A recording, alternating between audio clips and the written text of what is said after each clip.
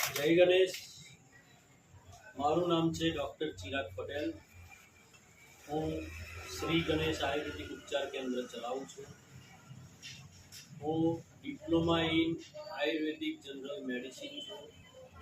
બીજું મારો જે એક ઉદ્દેશ છે દરેકને સાજા કરવા, દરેકને મોઢા પર સ્માઇલ લાવવી, એના માટે હું આજે પણ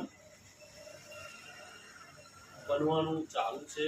બીજું કે હજુ બીજા 12 થી 14 વર્ષ સુધી બનીશું અને દરેકને મારે જે સાજા કરવા છે, જે મારો જે ઉદ્દેશ છે, તો એ ઉદ્દેશને લઈને હું ચાલુ છું. બીજું આજે એક તમારી માટે નવું એક લઈને આવ્યો છું કે કેવી રીતે આપણું સ્વાસ્થ્ય સારું રહે, લાંબુ રહે, નિરોગી રહે. એની માટે ક્યારે જમવું, ક્યારે ઉઠવું, ક્યારે પાણી પીવું, કેવી રીતે પાણી પીવું અને કયા સમયે કેવું પાણી પીવું કે એનાથી શું ફાયદા થાય, ક્યારે સૂઈ જવું અને કેટલા વાગે રાત્રે જમવું, કેટલા પ્રમાણમાં જમવું, એ વિડીયો લઈને આવ્યો છું કે જેથી કરીને દરેકની હેલ્થ સારી રહે અને દરેક લોકો નિરોગી જીવન જીવે. જે સવારે ઊંઘમાંથી ઉઠીને પહેલાં તો નવશેકું પાણી પીવું જરૂરી છે. કારણ કે આપણે રાત્રે જમવાનું જે જમ્યા છે, તો એ જે જમવાનું આપણું પાચક રસો જે છે એ જમવાનું પચાવે છે અને એ જે પાચક રસો સવારે આખા શરીરની અંદર એસિડ થઈ જાય છે, પિત્ત થઈ જાય છે. એ જે પિત્ત એસિડ જે છે, તો ભગવાને આપણાને એ જે પિત્તને બેઝિક કરવા માટે, બેલેન્સ કરવા માટે લાળ આપી છે, સલાઈવા જે આપી છે, એ એન્ટીઓક્સિડન્ટ આલ્કલાઇન છે. આ સલાઈવા જો આપણા શરીરની અંદર આમાશયમાં જશે તો એ જે એસિડને બેઝિક કરશે. એટલા માટે સવારે વાસી મોડે નવશેકું પાણી પીવું જરૂરી છે. બીજું, નવશેકું પાણી જ કેમ, તો કે આપણે રાત્રે સૂઈને ઉઠ્યા, બરાબર, તો આપણે જે રાત્રે સૂઈને જે ઉઠ્યા તો આખું શરીર આપણું ઠંડુ હોય છે. બીજું કે આપણા શરીરને એક્ટિવ કરવા માટે આપણે આ નવશેકું પાણી એટલે કે 37 થી 39 ડિગ્રી ટેમ્પરેચર વાળું પાણી પીવું જરૂરી છે. હવે સવારમાં ઉઠીને બ્રેકફાસ્ટ જે આપણે જે કરીએ છીએ, તો બ્રેકફાસ્ટ ભરપેટ કરવો જોઈએ અને બ્રેકફાસ્ટની અંદર તળેલી વસ્તુ તો કદી પણ આવવી જોઈએ નહીં. કેમ કે તળેલી વસ્તુ આપણે ખાઈએ તો એનાથી મેદ બનશે, કફ બનશે. બીજું કે કોલેસ્ટ્રોલ લેવલ પણ વધશે અને આપણું લીવરને વીક રાખશે, બરાબર. એટલા માટે આપણે સવારે નાસ્તો જે પણ કરીએ છીએ એ રાતની વધેલી ભાખરી કે સવારે બનાવેલી ભાખરી કે રોટલી ખાઈ શકો છો તમે. સાથે ચા કે દૂધ પી શકો છો અને લાઈટ મમરા કે કંઈ પણ એવું હોય તો એ ખાઈ શકો છો, બરાબર. બીજું કે બપોરે જે જમવાનું જમો છો, લંચ કરો છો, તો એ લંચની જોડે કાં તો કોઈ પણ જમવાની સાથે પાણી કે કોઈ પણ જાતનું લિક્વિડ પીવું નહીં. કારણ એવું છે કે આપણા આમાશયની અંદર જે પાચક રસો જે છે, જે જમવાનું આપણું જે પચાવે છે, તો એ જમવાનું તો આમાશય 45 મિનિટમાં પચાવે છે, બરાબર. તો એ જે 45 મિનિટમાં જે પચાવે છે, હવે તમે જો પાણી કે કોઈ પણ જાતનું લિક્વિડ લો છો સાથે, તો એ પાચક રસોને ડાયલ્યુટ કરે છે. તો એ જે પાચક રસો જે ડાયલ્યુટ થઈ જશે તો તમે જમવાનું તમારું પચે નહીં. બીજું, આમાશયને તો શું છે કે 45 મિનિટ્સ થયો એટલે એ તો ઇન્ટેન્સ્ટાઇનમાં થ્રો કરી દેશે આપણો ખોરાક.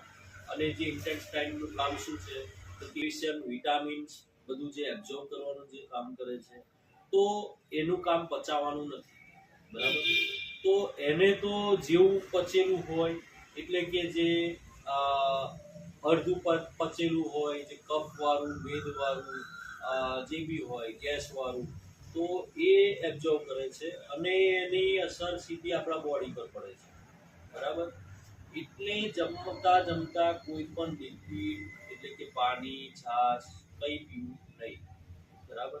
હા, તમારું ઇસોફેગસને સાફ કરવા માટે કે તમને ખાંસી કે કંઈ પણ એવું હોય, કંઈ પણ એવું લાગતું હોય, ત્યારે તમે 1-2 ઘૂંટો પી શકો છો, કોઈ પ્રોબ્લેમ નથી. એટલું પીવું જરૂરી છે. અને તમારું જે ઇસોફેગસ છે, અન્ન નળી જે છે, તો એને ક્લીન કરવા માટે તમે 2 ઘૂંટા પાણી પી શકો છો, કોઈ એવું એ નથી.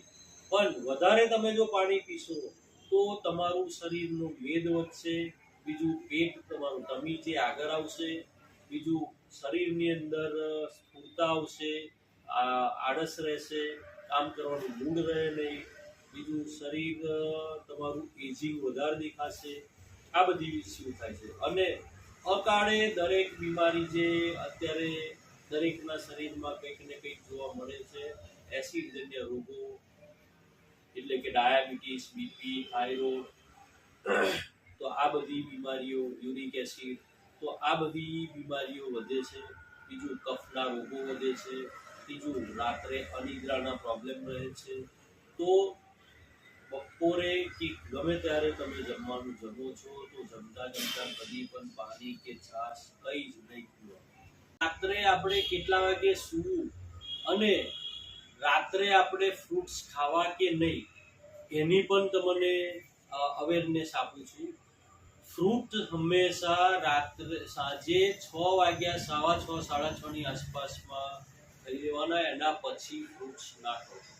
કેમ કે જે ફ્રૂટ્સ એસિડિક હોય છે, એટલે જો ફ્રૂટ્સ તમે જે કોઈ પણ એપલ ખાઓ છો કે કોઈ પણ નારંગી, મોસંબી, દાડમ, કંઈ પણ તમે જે ખાઓ છો તો એ એસિડિક હોય છે.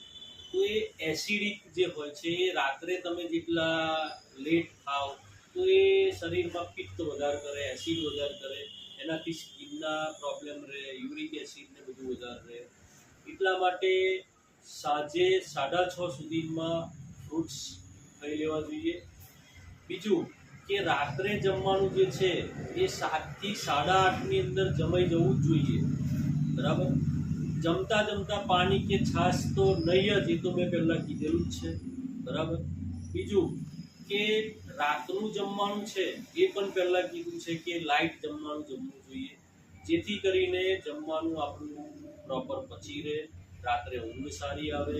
અને રાત્રે સૂવાનો સમય 11:30 પહેલાંનો છે. 11:30 પહેલાં તમારે સૂઈ જવાનું છે. બીજું કે મોબાઈલ તમારી સાથે કદી પણ હોવો જોઈએ નહીં, એ સમયે તમારાથી 3.5-4 ફૂટ દૂર હોવો જોઈએ. બીજું કે રાત્રે 11:15 સુધી કે 11:30 સુધી જ સૂવું. કેમ? કારણ એવું છે કે રાત્રે 12 થી 4 ના સમયમાં આપણા જે આખો દિવસ જે કામ કર્યું છે, તો એ જે સેલ્સ જે આપણા જે ડેમેજ થયા છે, જે સેલ્સ નવા બનવાનો જે ટાઈમિંગ છે, તો એ જે ટાઈમિંગ જે છે એ રાત્રે 12 થી 4 નો સમય છે. જોજો આપણા પૂર્વજો પણ રાત્રે 7:15-8 વાગ્યાની આસપાસમાં જમી જતા હતા અને 10:30-11 વાગ્યાની આસપાસમાં સૂઈ જતા હતા. એટલે એ એમનું જીવન નિરોગી હતું અને આયુષ્ય લાંબુ હતું. આનું રીઝન જ આ છે. એમનો સ્ટેમિના પણ સારો હતો, બધું જ સારું હતું. અને આટલી બધી જે અત્યારે જે બીમારીઓ જે ચાલુ છે, અત્યારે જેને તેને જઈ ત્યાં જોઈએ તો કેન્સર, ડાયાબિટીસ, સ્કિનના પ્રોબ્લેમ, ઘૂંટણ કમરનો પ્રોબ્લેમ, નાની ઉંમરમાં વ્હાઇટ વાળ થઈ જવા, એજિંગ વધારે દેખાવી, આ એનું એક કારણ છે કે આપણે કંઈ પણ જમવાનું જમીએ છીએ મોસ્ટલી એસિડિક હોય છે, જંક ફૂડ વધારે લેતા હોય છે. રાત્રે લાઇટ જમવાનું જમવું પડે. અને રાત્રે જો મિત્રો તમે ઓછું જમવાનું જમશો તો એ આપણા શરીર માટે બહુ જ સારું છે. અને રાત્રે જે સૂવાનું જે છે એ રાત્રે 11:15 ની અંદર કે 11:30 ની અંદર સૂઈ જ જાઓ, જેથી કરીને તમારું હેલ્થ, દરેકનું હેલ્થ સારું રહે. અને સવારે તમે જે ઉઠો છો તો એ 6 વાગ્યાની આસપાસ ઉઠી જવાનું છે. અને જે 6 વાગે ઉઠો છો તો નોર્મલ વોર્મઅપ ને બધું હોવું જોઈએ, પ્રાણાયામ, યોગા થોડા હોવા જોઈએ, જેથી કરીને આપણું શરીર સક્રિય રહે, સારું રહે, નિરોગી રહે. બસ આ જ મારો એક ઉદ્દેશ છે કે દરેક સાગર. જય ગણેશ.